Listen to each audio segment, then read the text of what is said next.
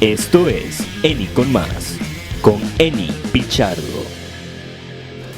Saludos, feliz inicio de semana a todos ustedes. Gracias por acompañarme en esta nueva edición de nuestra cobertura especial del ring a los tribunales. En el día número 13 del juicio contra el exboxeador Félix Verdejo, acusado por el asesinato de Keishla Rodríguez Ortiz y su bebé por nacer. El proceso judicial continuó este lunes en el Tribunal Federal de Atorrey y la Fiscalía anunció esta tarde que ya sometió el caso y terminó de presentar testigos y pruebas. Antes de darles más información, me gustaría invitarlo a que haga clic en el icono de me gusta y a que comparta este video. También a que se suscriba a este canal en YouTube. Les cuento que el enfoque de la Fiscalía Federal durante la sesión de este lunes fue probar que Félix Verdejo sí se lanzó del puente Teodoro Moscoso para terminar de amarrar a Keishla Rodríguez Ortiz y que les resultó fácil salir de la Laguna San José hasta donde su cómplice Luis Antonio Cádiz Martínez lo recogió después. Para ello, la Fiscalía sentó en el banquillo al agente Juan Santiago de la unidad del Task Force Federal. El agente Santiago empezó a trabajar un mes después de los hechos, el 6 de julio de 2021, cuando con una oficial de apellido Cardona fue al puente para tomar medidas y tomar fotos de la escena del puente Teodoro Moscoso, donde se lanzó a Keishla, y de la Laguna San José, donde apareció el cuerpo de la joven. Santiago también, a través de un video, recreó la ruta que presuntamente siguieron Verdejo y el coacusado Luis Antonio Cádiz Martínez el 29 de abril de 2021, cuando presuntamente cometieron el asesinato de Keishla y de su bebé por nacer. El agente dijo a la Fiscalía que la distancia del puente al lugar en la Laguna San José donde se encontró el cuerpo de Keishla es de 16 pies y 8 pulgadas, mientras que la profundidad en esa área es de 3 pies y 11 pulgadas. Santiago describió como fácil el recorrido que hizo Verdejo luego de lanzarse a la laguna para amarrar el alambre en el cuello de Keishla. Dijo que desde donde estaba el cuerpo, en ese punto del puente, hasta la orilla de la laguna, se puede llegar nadando o hasta caminando, ya que la distancia no es larga. En el contrainterrogatorio, el licenciado González Delgado, de la defensa de Verdejo, preguntó sobre los cambios que sufre el fondo de la laguna cuando alguien lo pisa, se hunde, y logró que el testigo aceptara que no se lanzó del puente como alegadamente lo hizo Verdejo. El agente Santiago defendió su decisión, indicando que no era necesario poner en riesgo su vida porque estaba clara la altura. Y en el redirecto dijo que no se sabe si es seguro, pero que sí es posible que alguien se lance desde el puente y camine hacia el expreso Román Valdoriotti de Castro.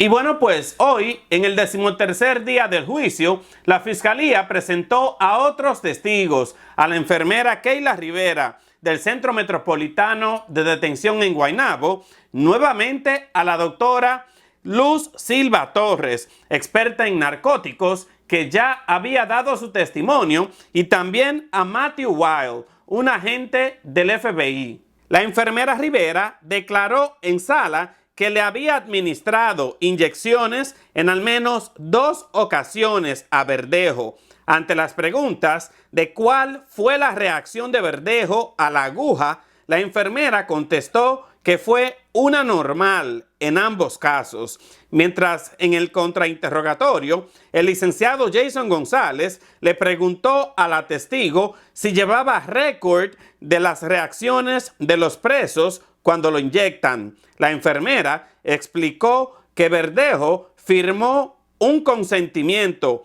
y que sus reacciones están grabadas en cámara. Agregó que las inyecciones eran las vacunas del COVID y relató que le preguntó si tenía alguna reacción y él estaba tranquilo, que nunca le dijo que le tenía miedo a las agujas. Y en horas de la tarde, la fiscalía volvió a sentar en el banquillo a su testigo número 14, a la doctora Luz Silva Torres, quien es catedrática en ciencias médicas, experta en narcóticos. La fiscalía le preguntó a la doctora qué sucedería si una persona compra fentanilo, lo calienta y lo diluye.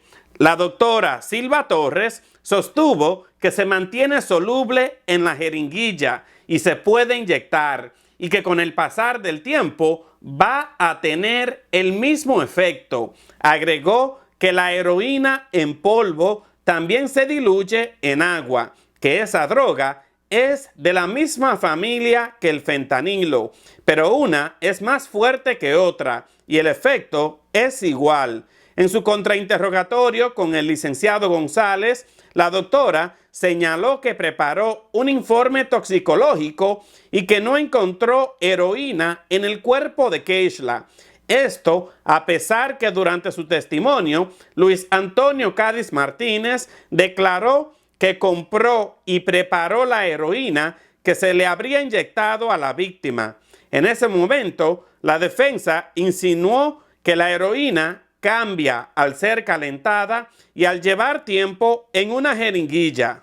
Y tras la explicación de la doctora Silva, el jurado escuchó al agente especial del FBI, Matthew Wild, experto en redes de celulares y quien respondió las preguntas del fiscal federal Jonathan Gafford. Wild detalló en un extenso y complejo testimonio cómo coinciden las horas y las localizaciones de los teléfonos de Keishla, de Verdejo, de Cádiz Martínez y el teléfono prepagado que alegadamente tenía el expúgil. El agente le aseguró al fiscal Gafford que si alguien apaga la ubicación del celular, la compañía aún sabe dónde está, porque la compañía de teléfonos celulares sigue recopilando datos. Para este caso, Wild verificó récords de dos compañías de celulares diferentes, de AT&T y T-Mobile, y mostró una lista de llamadas entre Keishla y Verdejo.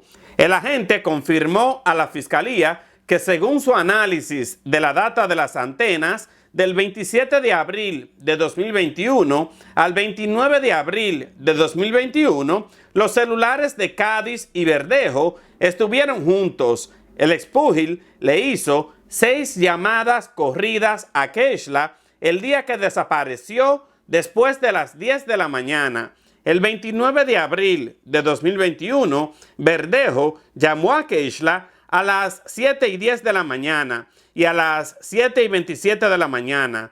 Luego, ella le devolvió la llamada a eso de las 7:37 de la mañana.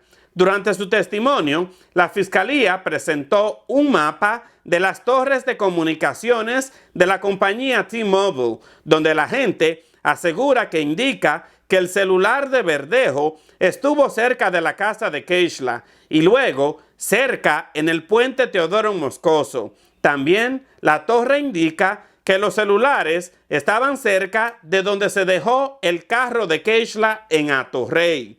En el mapa de las torres también se ve que el celular de la joven estuvo en el puente Teodoro Moscoso desde las 8:45 de la mañana el 29 de abril de 2021.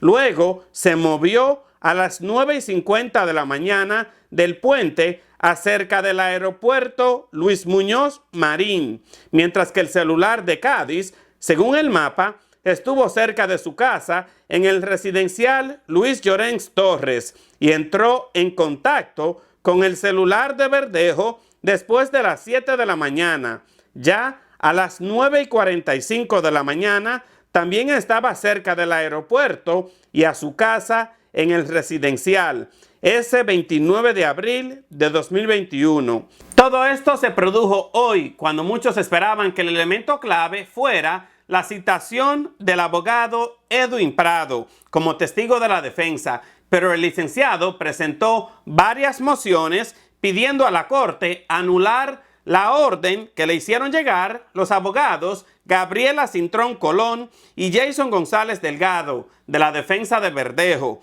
para sentarlo en corte abierta y hablar de la relación que tuvo con el testigo estrella de la fiscalía, Luis Antonio Cádiz Martínez. Fueron 3 mociones presentadas. El licenciado Prado pidió una orden de protección para mantener la confidencialidad de las conversaciones con Miguel Santiago Lais, el ex suegro de Verdejo, y con su hija Elis Marie Santiago Sierra, amparado en el derecho abogado-cliente. Prado solicitó además que de verse obligado a testificar, su testimonio sea privado. En otra de sus mociones, Prado habló sobre una condición de salud por la que será operado este próximo miércoles. Señaló que el juez Delgado conoce su cuadro clínico porque tiene otros casos con él. El interés de traer a Prado al juicio surgió luego de que Cádiz Martínez declarara en varias ocasiones que el abogado también le sugirió que mintiera en varias ocasiones a las autoridades federales cuando lo entrevistaron por primera vez y cuando un gran jurado solicitó su testimonio para el eventual arresto de Félix Verdejo. La intención de la defensa del expúgil era seguir cuestionando la credibilidad de Cádiz Martínez y continuar presentándolo al jurado como una persona mentirosa. Para la abogada y ex fiscal federal María Domínguez, no está claro que el juez federal Pedro Delgado Hernández permita el testimonio del licenciado Prado durante el proceso judicial, porque lo que discutiría son temas colaterales que no tienen que ver con el futuro de Félix Verdejo. Escuchemos la entrevista de la licenciada María Domínguez con mis colegas de Noticentro en Guapa Televisión. Bueno, mira, la defensa obviamente lo está citando porque quiere minar la credibilidad de Luis Cádiz. Quiere presuntamente que el licenciado Prado niegue las alegaciones que ha hecho Luis Cádiz en su testimonio para que seguir tildándolo de mentiroso, de una persona que no merece la credibilidad del jurado. El licenciado Prado, entiendo, ha sido citado. No he visto la moción que ha radicado, pero entiendo que radica una moción, una serie de mociones en el caso. La fiscalía también se ha expresado. He dicho públicamente que entiendo que no lo doy por sentado que el juez permita este testimonio, puesto que entiendo que el testimonio es sobre temas colaterales a la culpabilidad o inocencia de Verdejo y por lo tanto puede ser que el juez no permite que citen al licenciado Prado. O sea, que no basta con que el nombre del licenciado haya surgido en el tribunal y en el caso para que se justifique una citación. No necesariamente, porque la realidad es que el tema tiene que ver solo con la credibilidad de Cádiz y por lo tanto el juez tiene discreción de excluir ese testimonio. Okay. Y si en efecto, sin embargo, se da el testimonio, ¿cuán perjudicial podría ser para la fiscalía? Bueno, igual, obviamente, toda información que mine la credibilidad de un testigo, y más bien Luis Cádiz, que es un testigo estrella, no es favorable para la fiscalía, pero debemos entender que, de nuevo, son temas colaterales que no tienen que ver directamente con la culpabilidad de Verdejo. Y también debemos recordar que el testimonio de Cádiz está corroborado en aspectos importantes por otra evidencia circunstancial. Okay. Licenciada, sin embargo, sabemos que los planteamientos que se han hecho en sala no son incluso favorables para el licenciado desde su punto de vista ético, ¿no? Ya sean ciertos o sean falsos, pero evidentemente pues presentan algún tipo de cuestionamiento respecto a su trabajo como abogado, porque se plantea que él le pidió en algún momento a Cádiz que brindara información o no brindara información a las autoridades, o sea, algún tipo de... No sé si la palabra es obstrucción, pero ¿eso en qué sentido podría afectarlo a él como abogado y en su práctica? Bueno, ciertamente las expresiones que hizo Cádiz no son favorables para el licenciado Prado, pero debemos entender que es necesario ser cautelosos cuando evaluamos ese testimonio, porque lo único que tenemos es la versión de Cádiz. El licenciado no se ha expresado todavía al respecto y no podemos dar por sentado que eso sea cierto. Él en su momento responderá si el juez permite el testimonio en el juicio y si no, en otro foro. Muy bien. Quería hablar entonces respecto a el hecho de que el caso se retoma en el día de hoy. Ya llevamos poco más de 2 semanas en este caso. ¿Cómo usted lo ve para la Fiscalía? Bueno, hasta ahora creo que la Fiscalía ha presentado un caso contundente. Fueron sentando piezas de evidencia circunstancial que eran consistentes con la autoría de Verdejo de este delito, para rematar eso con el testimonio de Cádiz, que es la única persona que realmente le pone el dedo directamente a Verdejo. Creo que el testimonio de Cádiz fue bastante contundente. Creo que hasta ahora tiene un caso fuerte la Fiscalía Federal. Tendremos que ver qué hace la defensa, si algo, en su turno al bate, ¿verdad? En la defensa. Y entiendo que quedan 2 testigos, uno de los cuales va a ser el perito sobre la localización de los celulares, y ese puede también ser un testimonio demoledor. Tendremos que ver, pero si es posible que esa tecnología ubique a Verdejo, a Cádiz y a Keishla en el mismo momento, juntos en el área del puente, eso sería un testimonio también bastante demoledor. Y el último testigo no sabremos hasta que se siente, pero puede ser el testimonio sobre el ADN del embrión. ¿Y qué entonces podría tener la defensa para contrarrestar todo esto, más allá de ir sobre la credibilidad del testigo estrella, en este caso de la Fiscalía? Bueno, yo creo que el ataque principal ha sido el ataque de credibilidad contra Cádiz. También estoy segura que van a argumentar en su clausura ciertas inconsistencias y la evidencia.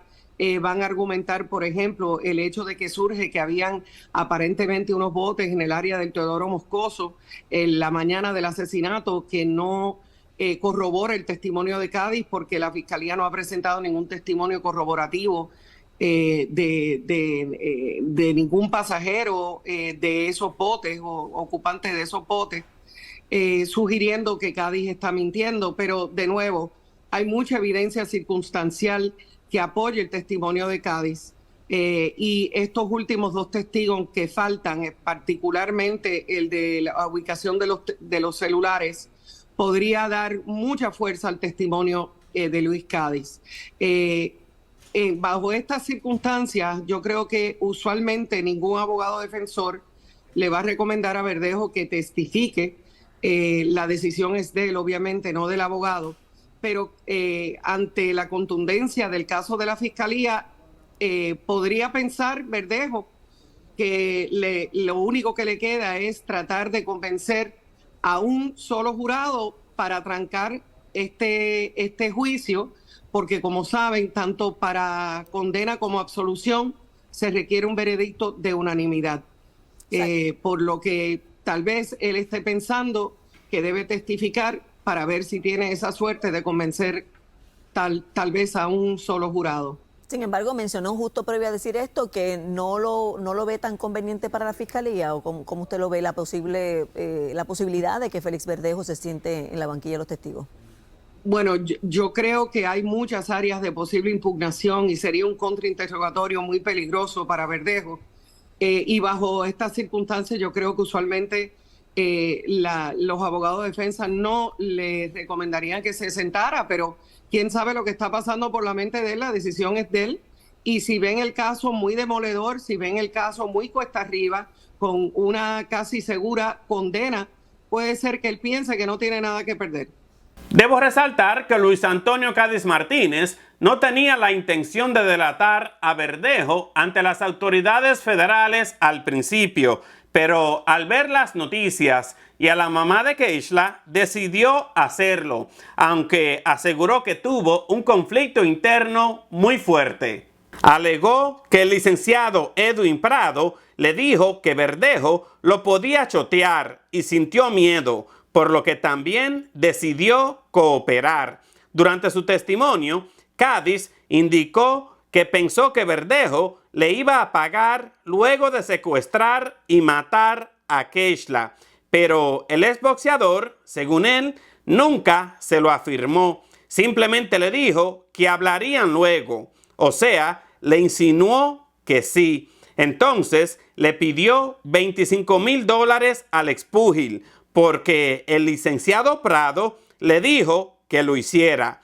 El proceso judicial en la sala del juez federal Pedro Delgado Hernández se reanudará mañana a las 9 de la mañana y estamos por ver si la defensa presentará algún testigo. Yo acá en Eni con Más estaré pendiente y les traeré toda la información conforme vaya saliendo. Así termino esta edición de nuestra cobertura especial del ring a los tribunales. El juicio contra el exboxeador Félix Verdejo por el secuestro y brutal asesinato de la joven embarazada Keishla Rodríguez Ortiz. Recuerde mantenerse conectado a Eni con Más. Un breve informativo, siempre con la verdad.